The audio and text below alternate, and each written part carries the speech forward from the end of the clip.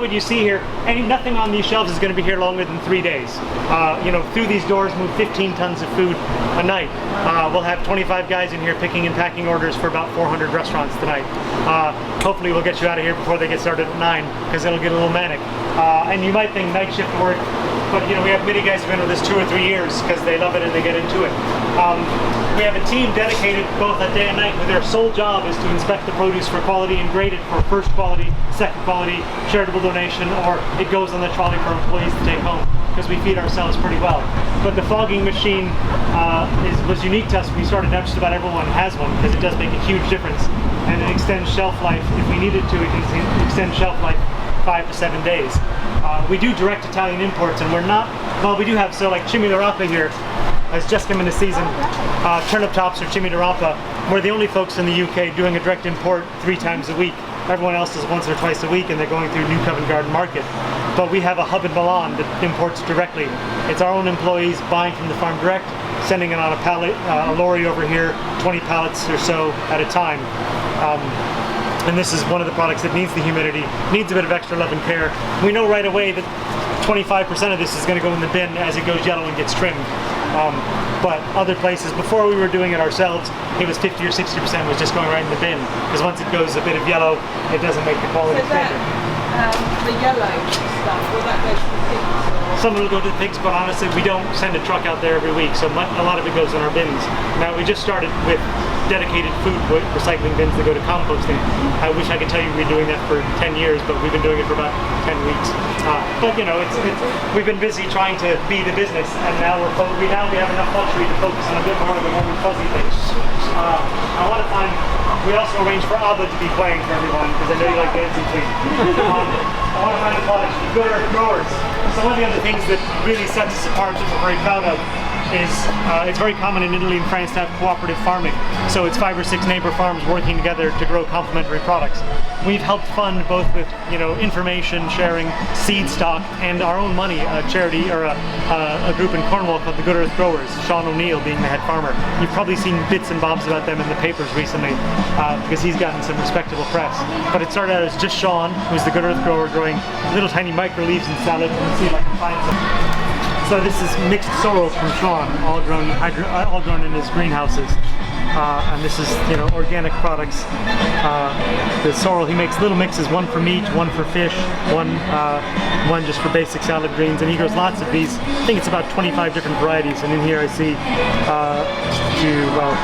make sure I don't run, there's a little baby Mizuna, baby sorrel, red sorrel, lemon sorrel. And it started as just him and his farm, and as he grew and people saw what he was doing and being able to sell organic produce at a price when he could afford to keep doing it, his neighbors got involved as well. And the newest one we'll be tasting tonight will be this Romanesco, the Windy Ridge farm. They're grown organically, but we can't sell it as organic because as soon as I do this, it stops being organic. Unless I'm just washed my hands and I'm wearing plastic gloves. But since we decant all of our produce into mostly recycled boxes, which is something else, it seems obvious. I don't know why every produce company doesn't do it. We just recycle the boxes we get our produce in. But because we do that, even when we're certified organic, which we have the certification, we won't be able to sell much of it as organic. We'll only be able to sell it as grown organically.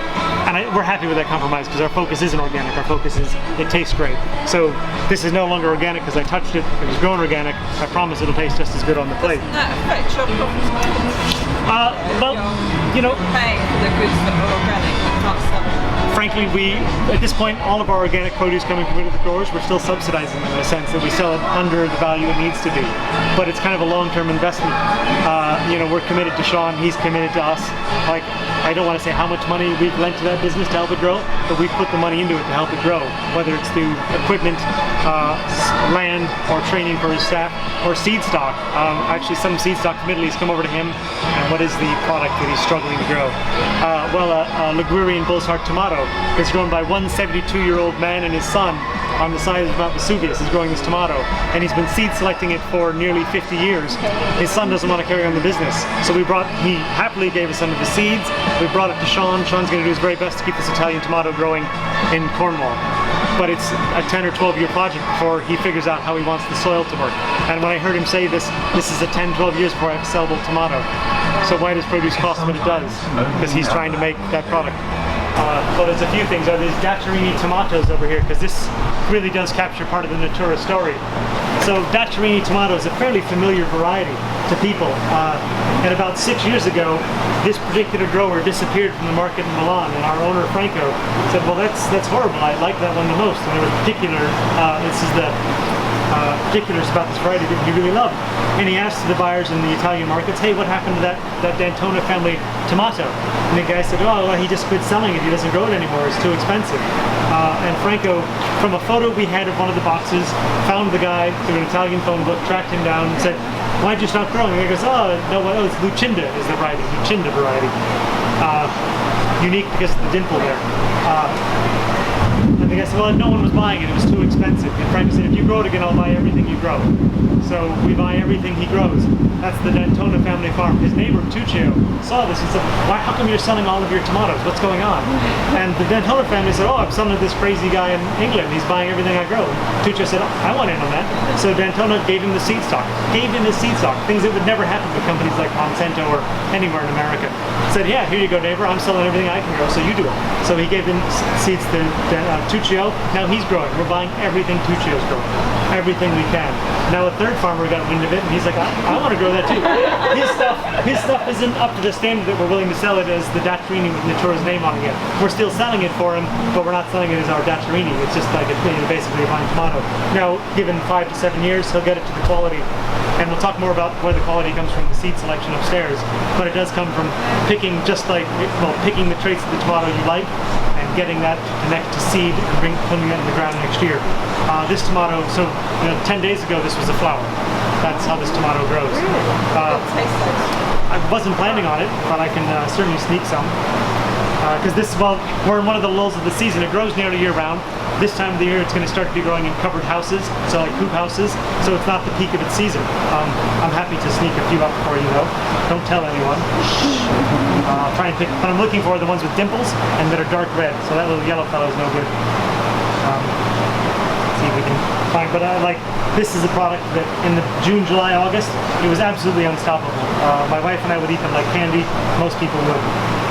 Right now, it's a good tomato, it's the best thing we can get, but it's not going to be our focus for the season. Rather than let you get warm, we're going to go right into the next fridge.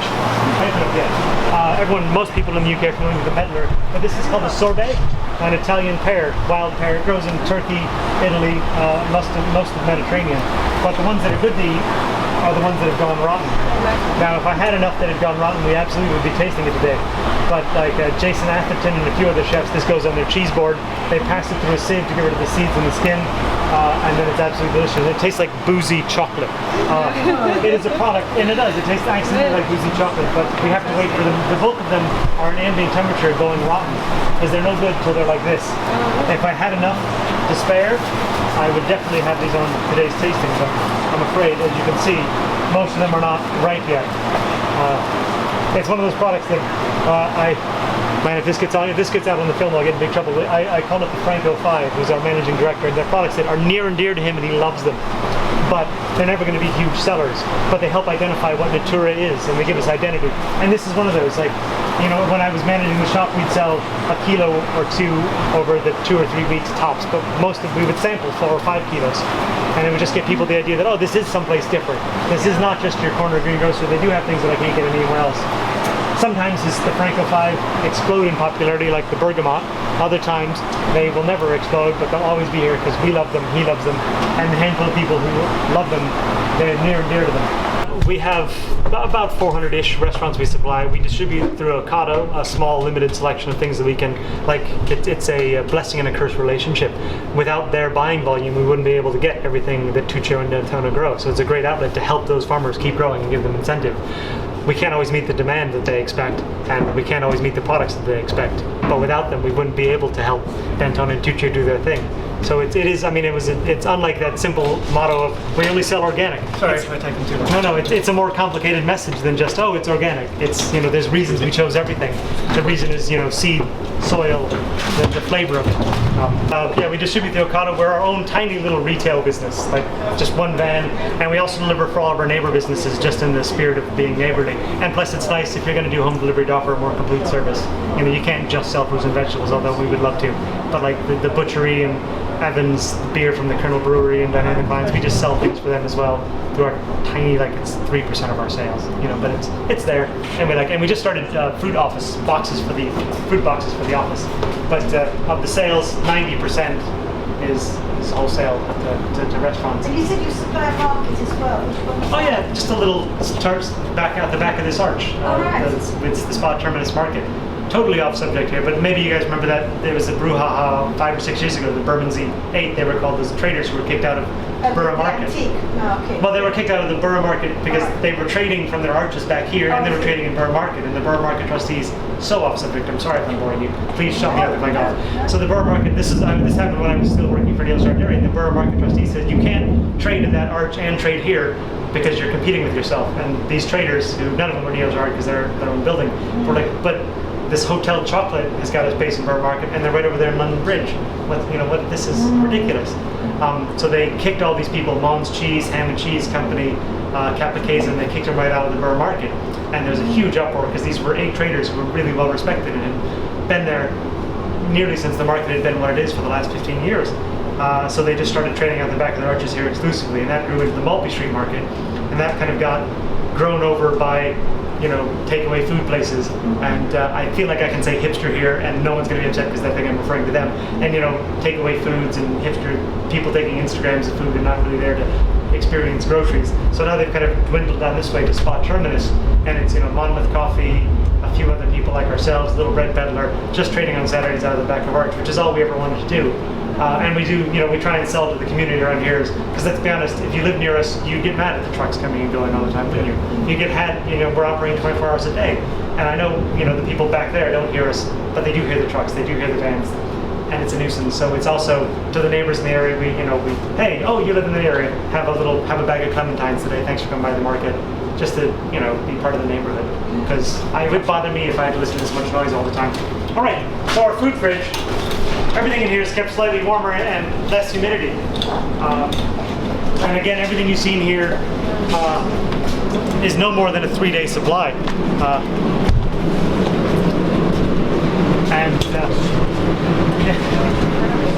So it's, as you can see, we are absolutely overcrowded. In addition to what you see here, most of these things are a 1-day supply or less. We have buyers going to the New Covent Garden Market. Not everything we source is sourced direct from Italy or France, and we'll focus tonight on those things. But other things we are buying from the New Covent Garden Market, because no matter how much we would like to not have to sell strawberries in this winter, some people still insist on strawberries. So we have them 3 or 4 trips a night to the New Covent Garden Market, getting stock, turning it in and out of the place as quickly as possible. Chasselet grapes at the very end of the season, those will probably end up on employees' plates, because they're delicious to me, but no one's going to buy or sell those. Green citrus fruit, so this is our main citrus fruit grower in Calabria. In about 4 or 5 weeks, every citrus fruit we have will be coming from them. The clementines, bergamot, 4 different types of oranges, pink navel oranges, what's the other one? I forget it. Cedro, which I've got tucked up over there. This is a big, ugly citrus fruit that is about this much of it is pith, and then the inside is, there's this much fruit on the inside. It's candied and put into cakes and tarts and things like that. Oh, am I getting carried away? But you can also slice it very thin, a bit of salt, and dress it and put it in salads, and it adds a nice flavor. I think we will, if we have time upstairs, we'll taste one, because it's fun. And this is the sort of thing that no one else is selling Cedro, are they? I don't think we can fit it in the backpack there, but maybe we can move back that way. Fruit's best friend, like cheese, is having more fruit around it, so they protect themselves. Every fruit and vegetable as it ripens gives off ethylene gas and helps hold the ripening. Chilling slows that ethylene gas process down, but of course we don't want to slow things down too much. Like the green fruit that's up there now will never go orange. If you're nerds of the citrus world, like green mandarins and green oranges, they have to go to a certain temperature in the evening to fully switch orange. Now you can fake that by blasting them with ethylene gas, and suddenly it turns orange. And you can see from the market, you'll buy a box of oranges, and the ones on the inside will still be green. The ones on the outside are bright orange. And sadly, in the States, all the oranges, like Florida, never gets cold enough. So almost every orange, when you see those commercials of orange juice picking in Florida, they're never that color. They're never orange on the tree. I don't know if they cover that digitally, but they're just don't get orange unless it's too cold. So all the oranges in the States are blasted to be orange, because I don't think, and I say this loving my country, I don't think they would get their heads around a green orange. But because it's hard to get your head around, why is the orange green? We'll be tasting a Cox from Ringdon Farm tonight, just because it wasn't on the original schedule, but Tim, is one of the directors, tasted this today because it's going in the food boxes, and he was just thrilled with how it was. So we threw it onto the list as a last minute. I've talked pretty fast, and I apologize for that. We'll talk a lot more upstairs. Should we get upstairs where it's warm and there's wine? At the warehouse here, we have a team called Produce Management that they quite literally, all they do is inspect the produce that's already been received and help allocate it to, this needs to go right now to restaurants, best quality. This is going to be great in 7 days, so let's send this to Ocado to distribute, because it's going to get the Ocado customer in 5 days, so it's going to be the best product for them. This is already past its prime, so I'm afraid employees are taking this home and enjoying it, because it's like, eat it today or it's going to the bin. And so we make that choice, which that, you know, it adds cost and it adds value, whereas other places, you know, oh, it's got a date on it, chuck it in the bin. You know, there's a fellow, I pity him today, Andrew, went through cases and cases of figs, sorting the figs that are left, because we're at the very end of the season of figs. One by one? Yeah, I'm sorting through and thinking this, make a box of ones that'll last, make a box of ones that have to sell. He'll do the same thing with clementines and lemons, and the team will do that. And we might have, when come clementine season, we'll bring in 6 or 8 pallets at a time from Italy, and there'll be a team of 5 or 6 people spending 3 or 4 hours going through the clementines sorting. The end result hopefully is that we get something to customers the right case for them, because what's good for home customer is not good for the chef necessarily, so we try to balance that. If we don't start eating, we'll run out of time for eating. So I kind of just welcome you to pour the wines to yourselves. Is that acceptable? There's 2 glasses for wines, the bergamots for the water still and sparkling. I have more chilling if you'd like. We'll start with vegetables and then move through some fruits. If everyone has a drink and is ready to go, we'll start with purple sprouting broccoli, which, I mean, ubiquitous in the UK this time of the year and actually available year round. And we buy it from one farm, and it's a father and son farm. And this is what they grow. And they've been seed selecting for 25 years now. And so now let's talk. Am I assuming too much when I say seed selection? Because if I am, I'll go back a bit on this. So what that means is that he selects each year. He looks for the sprouts that have the qualities he wants to continue in the family traits. So he looks for tender stems that are sweet and really tight bunches at the top, really tight florets. So I've got 2 bunches here, some that are slightly larger, and you'll see this in every grocery store. You'll taste that on many restaurants around London. And then the ones like this that'll pass around separately, it's just really tiny, tight heads. And this is what he seed selects for 25 years. He'll take these ones out, let him go to seed in a shed. That's where he plants his next crop from. And he's so protective of it. The last story I heard from Franco when he visited the farm is he had a handful of the seeds, and as he was, you know, looking in his hand and inspecting him, the fellow blew him out of Franco's hand so he couldn't take the seeds with him. Because he thought maybe that Franco had a chance to start a broccoli farm. In addition to managing and running this business and other things, he was going to start a small purple sprouted broccoli farm. So I'll pass these around, one of each. It should be quite clear going each direction which one is the very tight head and which one is the slightly looser one. And this is what that farmer will select. I have some raw for you to taste for those who are of a mind. And I'm going to blanch some in just simple salty water really quickly for people who aren't so keen to eat raw veg. But I think it's great to risk and push yourself to try some raw vegetables, because nothing speaks clearer about the quality than when it's raw. And when we get to the pumpkin versus squash, you'll see a huge difference in the quality of a very thinly sliced delicate pumpkin from Natoora and one the other way. So I beg you, encourage you, but I won't bully you into tasting this purple sprouting broccoli raw. Snap off a stem. Take a moment and please, we've made these sheets, so if you want to think about what does it look like, how does it feel, if you dig your thumb into the stem, it should give. It shouldn't feel fibrous and tough. It should be tender all the way through. It should smell floral. It should smell a bit green. And then lastly, have a taste of the raw stuff. Lest you think I'm just trying to get photos of you eating raw vegetables, I'll break some off and eat it myself. These are the samples. Those are 2 good examples of very tight, tiny little sprouts and large, more flowery ones. We want what looks like this. This is what the farmer is seed selecting. Where are these from then? Are they from another? This is from the same farm. So yes, even though has he been growing for somebody else then, or it's overgrown? It's just this particular, that seed gave him that plant. Oh, I see. Right. Yeah, so this is from the exact same farm, the exact same case that I think it arrived to us yesterday. Right.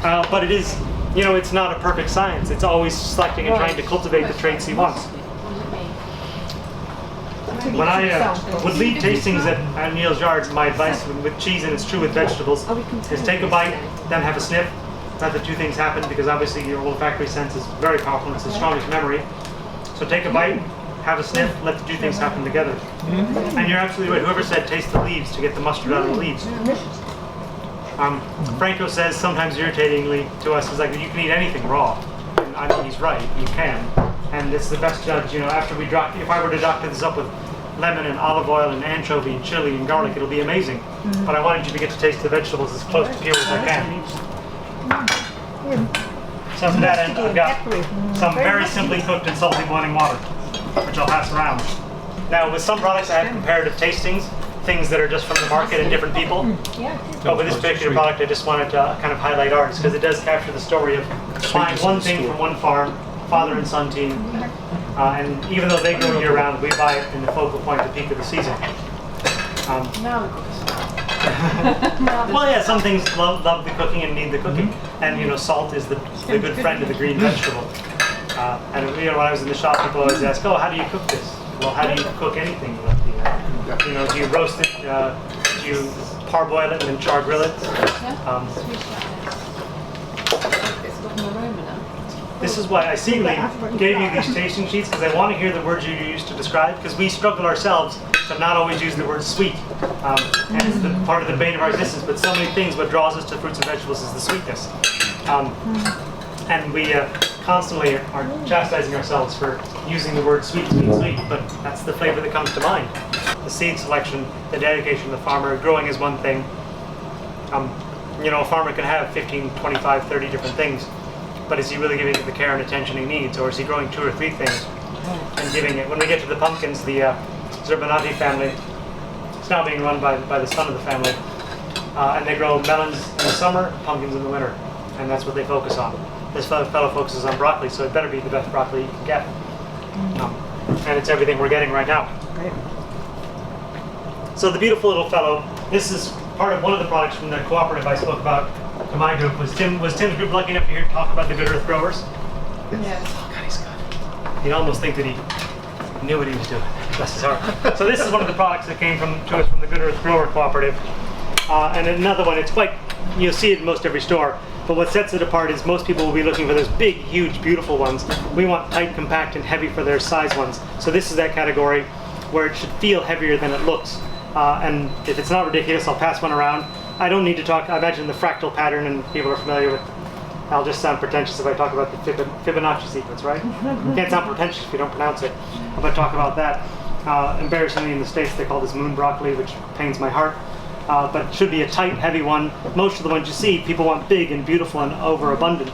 You can get that with tons and tons of water, or you can make the plant grow, getting its nutrients and flavor from the soil, and that's what you get with this. When I would lead tastings with Neil Jard or other places, we always talk about what do you taste and when do you taste it, and that's how we would try and calibrate our palates, which was Randolph's fancy way of talking, getting in connection with someone. So, you know, if you haven't already started on that path, as you try each thing, say to yourself, what am I tasting and when do I taste it? What's the first thing I taste? I know that there's arguments about whether the different parts of your tongue taste different things. There's a long time we believe that salty, bitter, sweet, and umami are different sections. Other people have argued other ways, and I'm not here to say that, but I can say definitively that what you taste and when you taste it is going to be different person by person.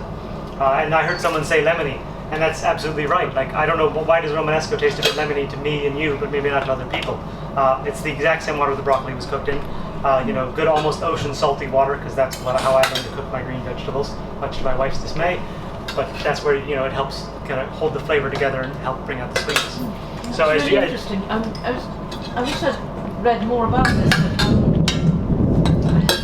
Reading some high scientific article, and apparently there are scientists have explored, like McGee, culinary methods, and this isn't McGee saying this, but they insist that adding salt to water for boiling veg makes no difference to the flavour whatsoever, which I completely cannot understand.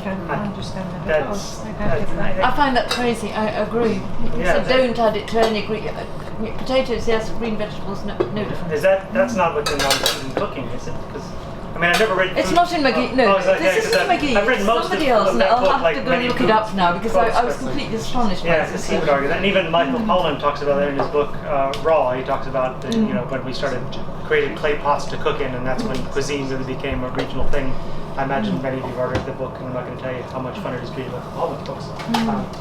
But yeah, you'd be hard pressed to find any chef who doesn't cook with salt in their water. Now the argument whether or not it, does it marginally increase cooking time by changing the temperature? I mean, well, that's a different thing, isn't it? But yes, it's more about the flavor yeah, that's provided. Yeah. And the salt doesn't go into the food, the salt's in the water. I can't eat a vegetable without that salty water to it. So the next one we've got, so this from Mantua, Italy, the Zerbanati family, who right now the head of the family farm is Oscar, who is 29, and is one of the most passionate food people here. He was here with us 3 or 4 weeks ago. 4 times a year we do a seasonal produce meeting, and we always have either a grower or a chef or someone we work closely with come and talk to us. And this season it was Oscar Zerbanati, and I was busy cooking, so I didn't get to hear everything he said. But just the fact that there's someone who's 29 years old who's that committed to the family farm and that committed to the business was quite exciting, that there is that strong of a future. It certainly goes two things. Melons, had you all been here 3 months ago, we would be eating the melons and it'd be amazing. Now we're going to eat the pumpkins and it's going to be amazing.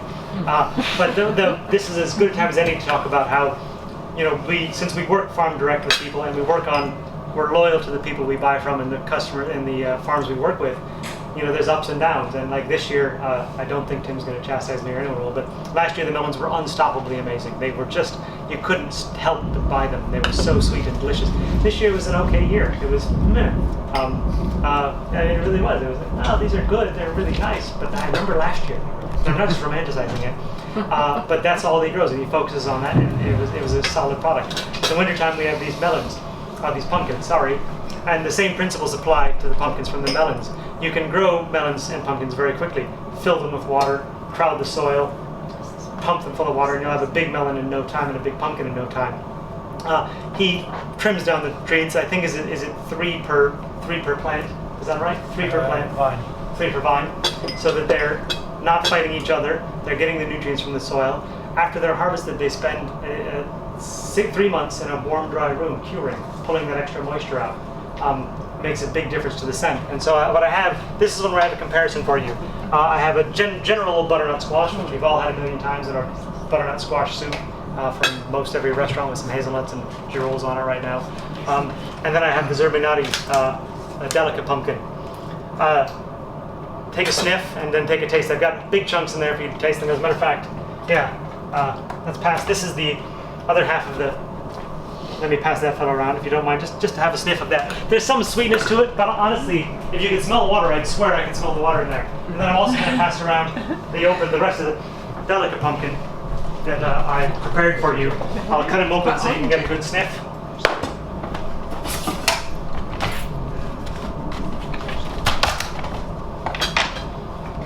And I'll pass that one around that way and then get a sniff of this. So here's a great, I thought it'd be useful to have a loud beeping noise. So I put that on the burner. Does that help with your focus? Yeah, so tremendous difference. Now, if I cover that in salt and pepper and garlic and chili and thyme and roasted, it'll be very elegant and I'll be happy with it. Or if I make a soup with it with lots of rosemary. But yeah, smell the two and tell me that hopefully you'll find the difference to be there. Sweeter smell. That smells lovely, but this is richer. Wow. Well, whenever I lead a tasting, I tell people whatever you think about how it tastes is true. Like, who am I? No, that's not what you taste. What's wrong with you? This is the butternut squash from the Covent Garden Market. We sell it to many places, but this time of the year, what we're going to try and get to people is to try the different pumpkin and help them get across that pumpkins don't have to be the same. Have a little taste, have another sniff if you wish. Cucumber. I've had that. Yes, it has sweet. Wow. That's surprising. The textural difference between that, shame on me for not feeding. The textural difference between that pumpkin and then the delicate coming around next, you'll notice it immediately. They're sliced the exact same thickness. You probably wouldn't think of eating pumpkin raw, but if you had toasted nuts and this thinly sliced pumpkin raw and probably a leaf like watercress or something nice and peppery, sweet and peppery, something nuts for texture, maybe a bit of cheese, you'd be pretty happy. But this with blue cheese. This is the butternut squash coming around first. This is the same thing you'll get from most any market, any place. You're welcome to have a little taste of that. And then coming around second is the delicate pumpkin from the Zerbanati family. you know, so like the Zervaloni pumpkin will never be certified organic. It's not what his interest is. His interest is growing the best pumpkin he needs. If he needs to use something to help that or to fight off a blight or a pest, he will. His goal is to grow the best pumpkin he can and keep his family farm and his employees functioning. One of the best things I heard from one of our suppliers is a potato grower who, you know, isn't organic by conscious choice, and said, you know, if I need to use something to protect the jobs of my 50 employees, I'm going to use something to protect the jobs of my 50 employees. And I thought, I don't know how I would argue with that. But I love that we're doing business with someone like that rather than someone who's just slavishly, well, you know, I'm stuck on this one ethos. And to me, it means something that we're connecting to people who... Can he make a living? Does he grow just pumpkins? Is that, sorry if I missed it. No. He grows pumpkins and he grows melons in the summer. Right. Yeah, so the two types of melons in the summer. And he can survive, he can make a living? I mean, presumably a modest living. I haven't seen his balance sheet, but he looked like a pretty happy, healthy man when he was here. It's the family. Is he the second generation now? Or is he the third? So is that, I mean, I don't know how much the melons and the pumpkins are. When I keep buying more of your stuff, I'm sure. But you know, is it because the cost of living? I can't imagine that it's gold dust. You know, and is it because the cost of living is lower where he lives? The cost of land is lower. I mean, I'm just curious. You know, after some. Whatever it's called, you know, Manolissos and the first, you know, the infamous sort of pumpkin growing drought, the drought in Provence and all that. You think, oh my God, you know, how does anybody ever survive? And I'm surprised actually that he can make a living from growing melons. I'll say that you know, I don't know the value of land in Italy, but I'll say this: so this pumpkin avocado, is it £6 avocado per pumpkin? No.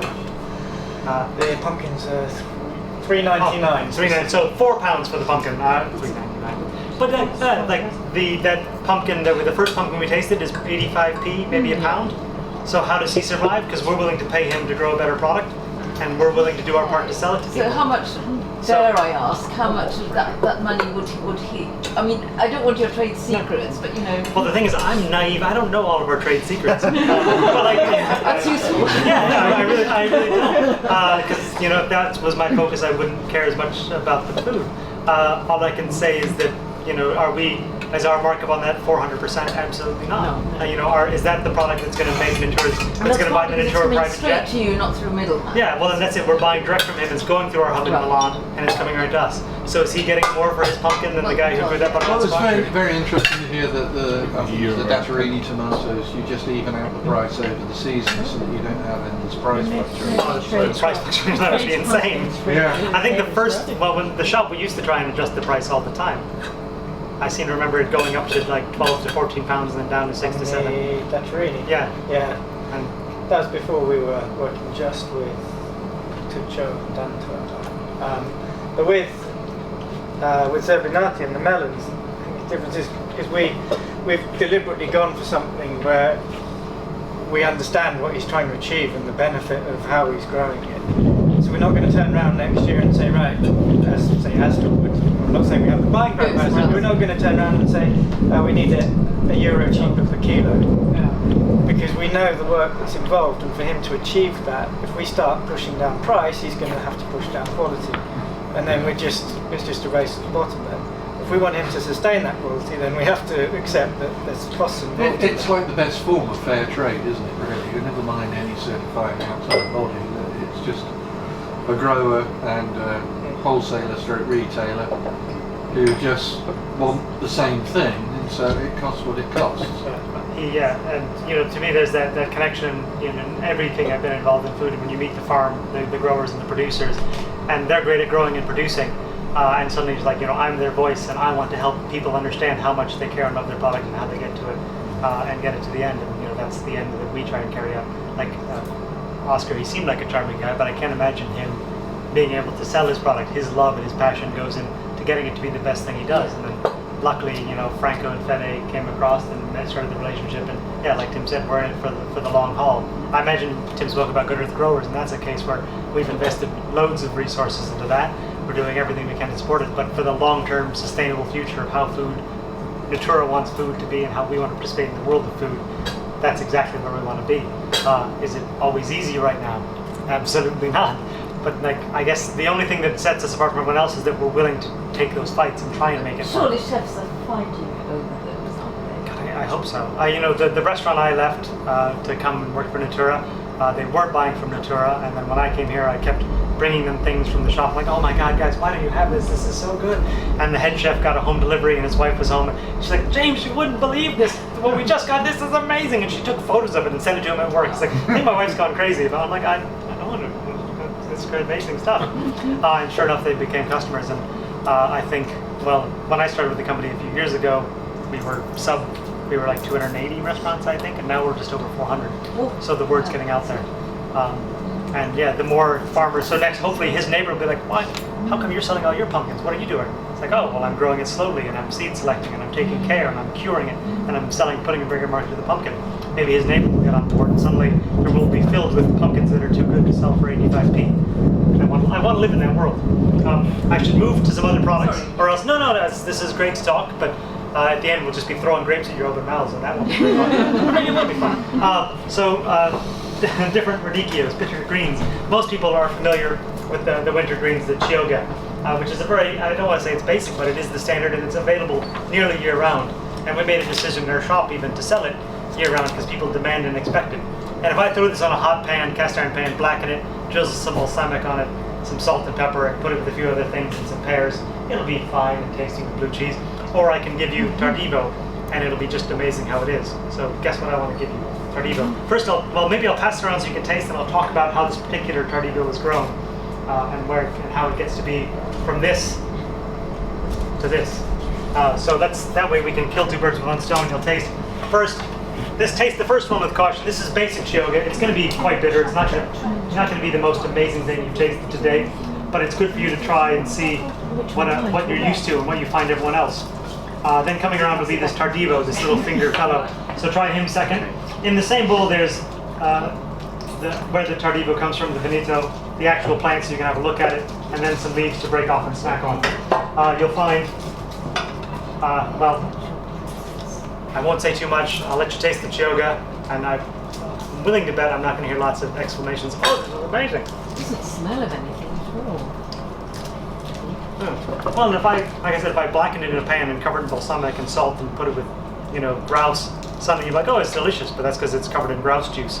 I know anything delicious covered in grouse juice.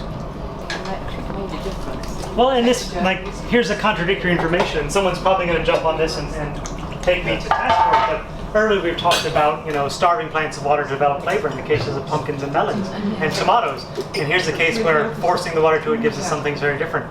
So if you have this, if you're stuck on an ethos of we only buy organic or something, or we only buy things grown the most traditional way, you might never have a product like this. But this is amazing. I want to sell this. Is the hydroponics, whatever it is, it might not be that, is it sustainable? What happens to the water? Is it recycled? Is it, we are for this farm, I don't know. Water shortages and for the Dutch farms, they just pump it back with nutrients and reuse it. Yeah, well, I know. But this farm, I don't want to make something up because I really don't know what their water source is.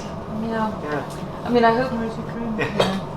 Yeah, so I don't have a good answer. What I can do, we have emails with you, and Fede's not here now. I can trouble him for the answer, Franco. It would be good and to it's know. worth knowing. I mean, it might not be good to know actually. No. The answer is it's not great. And, but he must do something with that. If you get into the ethos of how food affects the environment, and this is way too big of a conversation, but what is it? It's the same amount of water to raise 300 cattle to feed 1,000 people raise fruits and vegetables to feed 3,000 people.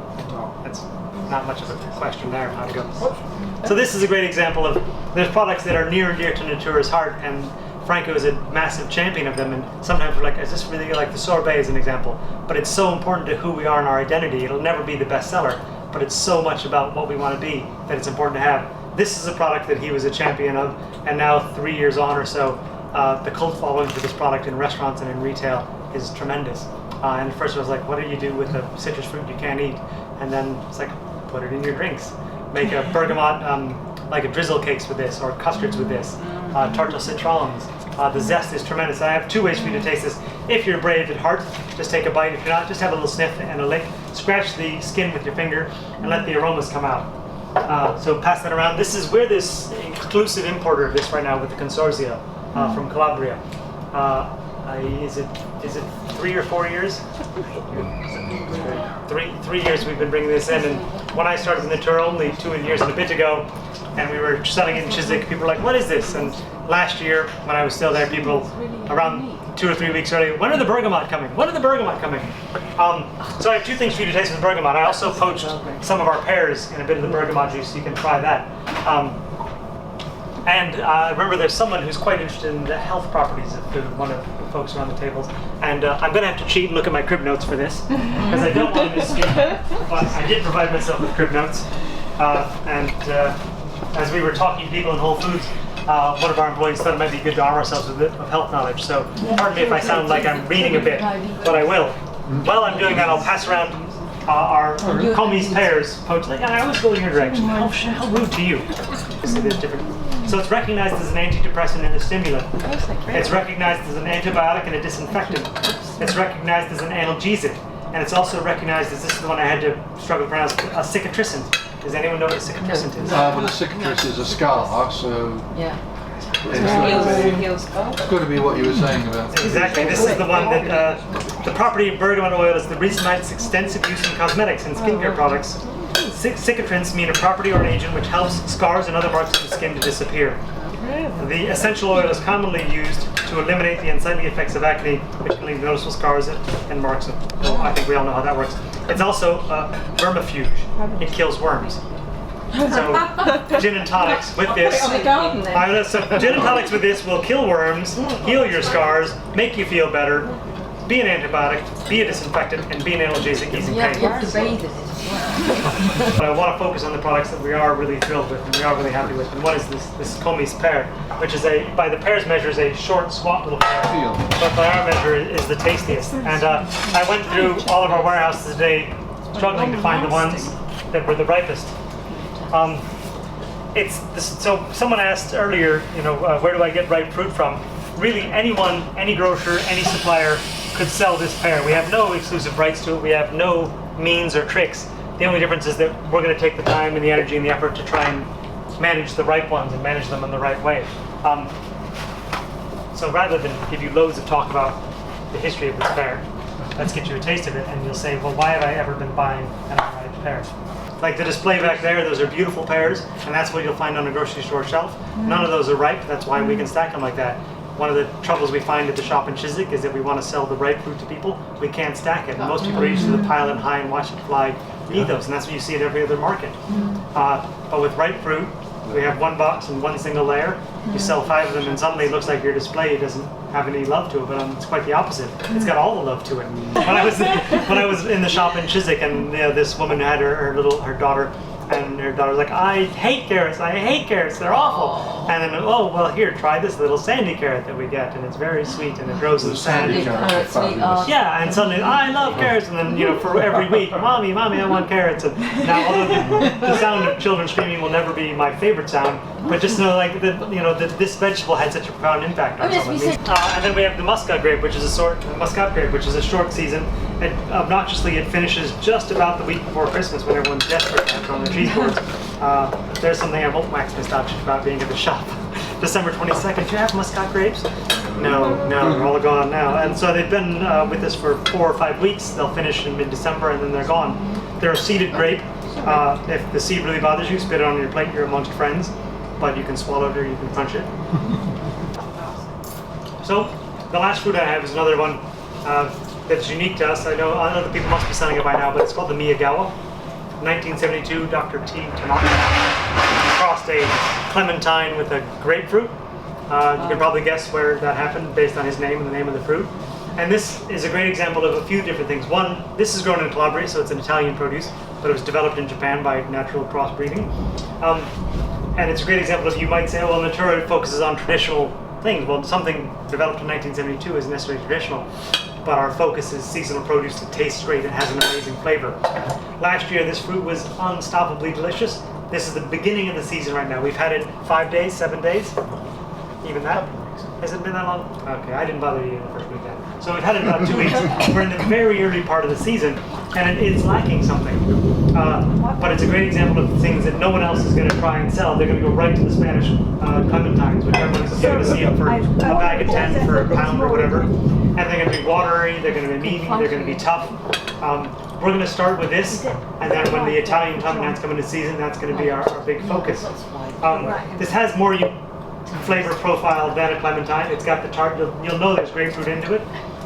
It's seedless, but it kind of defies what you might think. If by now I've been talking about, the traditional growth and traditional things that Natoora does, and like the pumpkin production, and it's time to start producing at night. We'll have to slug you guys out the back. Talking about it, but this is a good example where it defies that. It's not grown organically. It does have a short season. It is grown in Italy, which is producing, in our opinion, the best fish fruit that's out there. So I want to pass this fellow around to Miyagawa. More complex than a clementine. Not just. I haven't started anything with you, so we'll come around to this end and have a wedge or two. And so you can see the outside is skin bright green, inside bright orange. Easy for people to enjoy. In the next 2 weeks, I will expect it to have a lot more flavor, to have a depth to its sweetness. And this is a really complex thing that our salespeople struggle with, because we can't tell the farmer, we're not going to buy from you until it's perfect. Well, what sort of relationship is that? But what we can do is tell the customer, this is really good right now, and we're happy to be selling it. In 2 weeks, it's going to be a better product. And when I was at the shop, we probably lost a lot of profit in my eating the food nearly every day. And trying it every day, but I did feel like it was part of my job, so that I could honestly say to people, this tastes great today, this tastes great today, this tastes better than it did last week, this doesn't taste as good as it did last week. If you guys don't want to come back in 2 weeks and taste this again, we'll do that. I'm there for you. We'll just taste this one thing. I don't know if I'll have time. Oh no, I'll be in America. But come back in 2 weeks and Tim will lead you on just a Miyagawa tasting, and we'll taste the clementine. It's very tasty. It's not amazing right now, but we're not going to tell the grower, hey, sit on this and let this stuff go to rot. We're going to wait till it's perfect. That's not how to build a long-term relationship, and that's not a relationship we want to have. No marriage would survive on those terms. I think I've talked a lot about how these particular products fit into the different models of what Natoora considers the food it wants to be selling and how it helps identify us. But I haven't touched on, kind of history or bigger ethos. Is that something of interest? Are you happy with just having tasted the products? And if not, I should open it up to see if you have any questions. I'm a very honest person, so if I don't know the answer, I'll either punt it to Tim, or I'll tell you I don't know. If it's really urgent, like your question about the water on Tardivo, we'll get back to you with it. Because if you have the question, someone else will. And people buy from one of two categories, either the smartest person or the friendliest person. I think we'd like to try and be both. So if you have questions, now would be the wonderful time to ask them. If your only question is, can I smuggle a slice of bergamot out here for my gin and tonic? Well, slip it in your purse and be on your merry way. How do you go about educating the restaurants that you deal with? Are you building them all every year? Our sales staff, are actually sales staff, whereas a lot of wholesale companies, it's answering the phone and taking orders. We've actually just grown the team to have people who are doing the back work of processing invoices and dealing with concerns, and our salespeople are spending more and more time going to the restaurants with the samples, meeting with the chefs, and developing a relationship.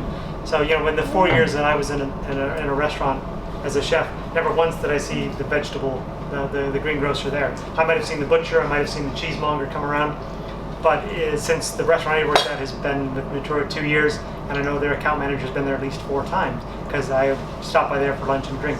So I think it goes in that, taking the time to try and educate the chefs and convince them. All of our clients come here and do a tour and have a massive tasting of products, both meat and the charcuteries we do, and the fruits and vegetables. So we bring them here. We use the traditional methods of newsletters going out, samples going out, loads and loads of samples. If anything, we're probably more aggressive with samples than anyone else.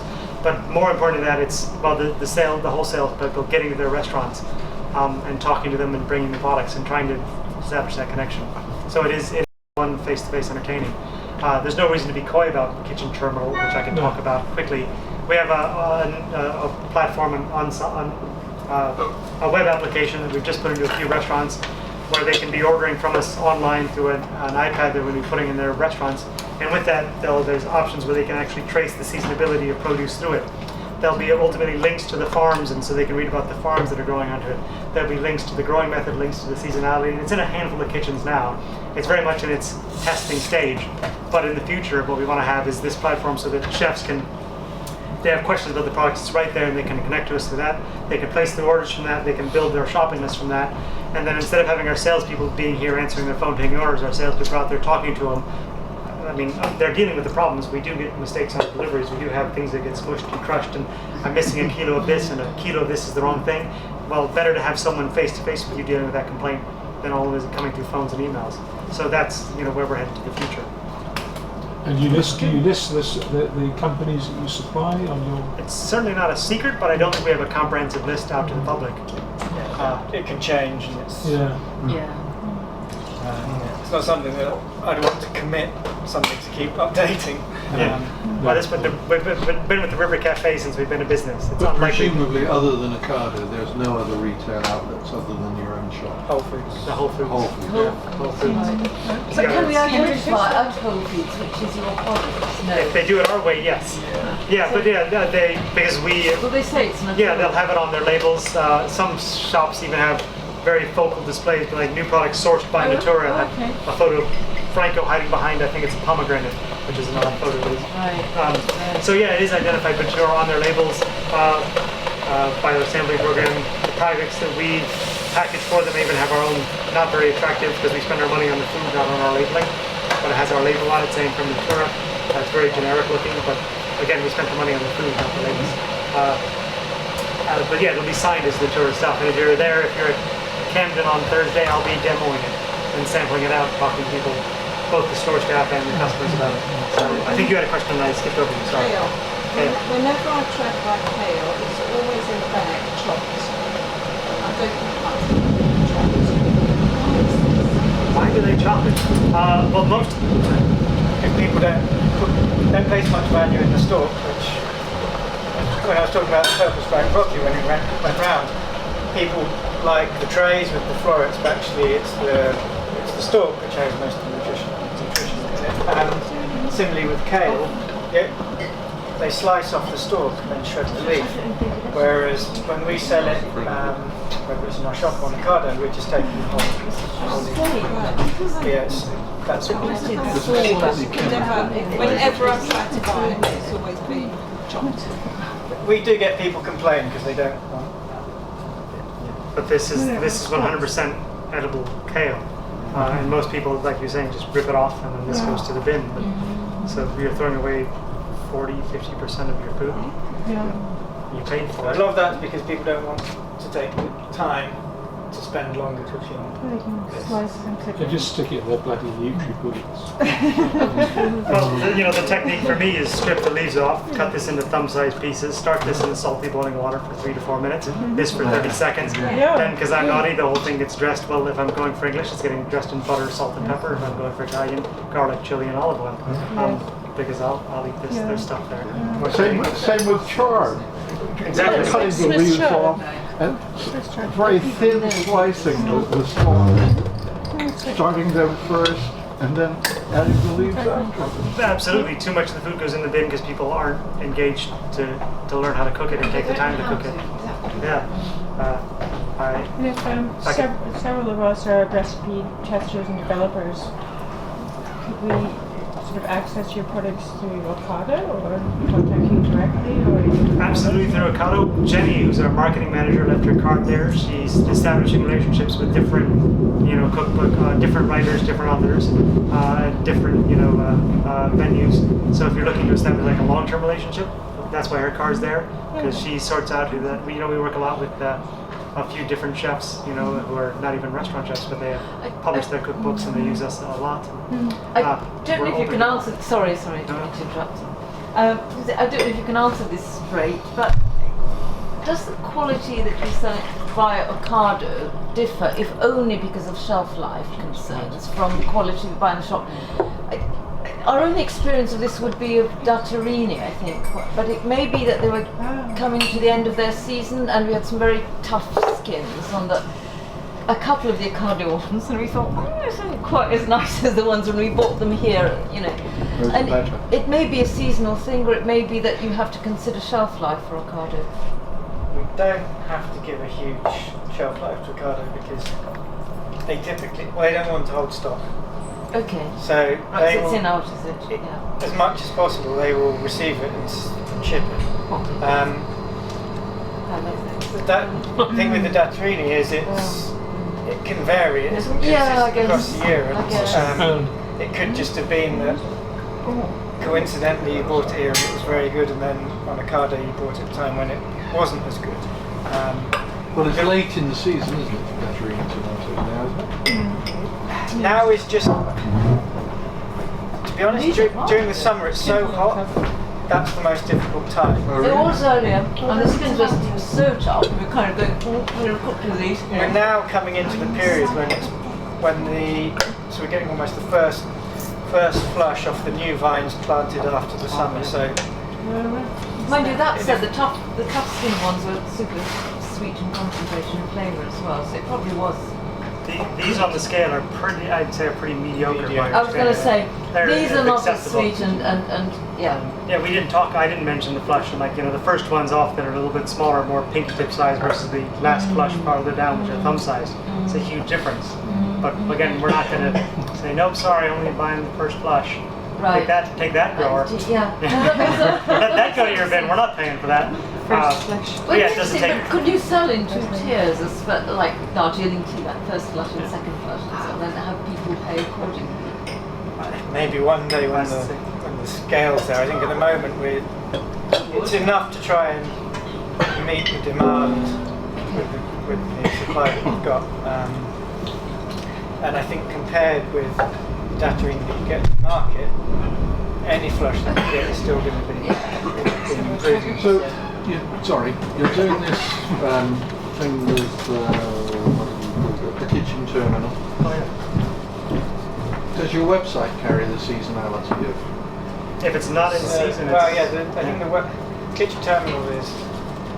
At the moment, it's a delivery app. Before we get, all it does is it allows, and I don't think we're doing anything different to a lot of other companies who you're just giving somebody a digital invoice at receipt. The website, in terms of seasonality, because we just launched a new one, a new website that is. We're building the product database as the year goes round, so it's not going to have, every single product on because that would just be a monster. One of the things we've talked about for years is the seasonality calendar, and just the reality of actually bringing that to life is proving a lot more difficult. Because you have so many varieties within sets of products, and it changes from year. I guess my complaint with this requirement internally is that it's never going to be exact. Sometimes it's going to be horrifically out because from one year to the next, the season on some products can change so much. But if you want to be, the more specific you try and be by breaking it down into varieties, the less accurate it's going to be. So you can say, well, apples are in season here, but you start saying, well, discovery apples are in season here. Well, no, they're not last year, they were in season here. And I think every year you're just having to. It's quite a reactive thing. You can't predict that. Which is, I guess, in why a month's time we'll have this. It's just whatever technology exists, there's nothing that beats buying face to face, is there? The same. So, how are these? Well, I hear it all the time on the phone here. The salespeople saying, no, that's not the one right now. Really, this one is the one we get now. This one's available in the muck. I'm happy to sell it to you, but this is the one that I think is the better bet. You can't rely. It's not like on September 1st something magical changes. No. Suddenly, the figs are horrible now on September 31st. December, this day they were perfect. So it does come down again to taking the time to try and make a human connection rather than just on this date it's here and on this date it's there. It's not. If it's easy, everyone would be trying to do it, and they'd be doing it better than us because it'd be easy. As it is, we're trying to do it, and we're doing the best we can, and trying to connect. All right. Any other questions that are burning? Should we finish the wine and we help you out? Or at some point in about half an hour, our production team is going to really swing, and I'm going to have to tiptoe you through there because you're going to get a box of carrots flung at you. Oh yeah, I'll catch it. Thank you very much.